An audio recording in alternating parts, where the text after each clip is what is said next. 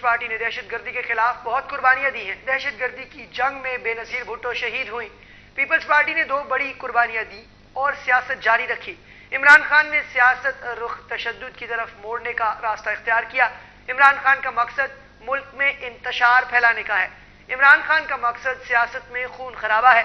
پہلے کہا مجھے بین الاقوامی سازش کے تحت اقتدار سے ہٹایا گیا. عمران خان کہتے ہیں ان کے خلاف امریکہ نے سازش کی. عمران خان نے بہت سے پینترے بدلے.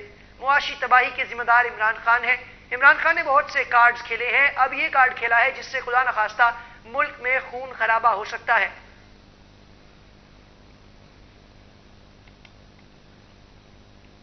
سیاسی اختلافات ہو سکتے ہیں، سیاسی اختلافات ہوتے بھی رہتے ہیں اور آئندہ بھی ہوتے رہیں گے، لیکن جس طرح عمران خان نے انڈیا دیا ہے یا ایک قسم کا انہوں نے تشدد کی طرف رخ ہماری سیاست کا جو ہے اس کا موڑنے کی کوشش کی ہے، اور ان کی اس وجہ سے میں سمجھتا ہوں کہ پیپلز پارٹی کی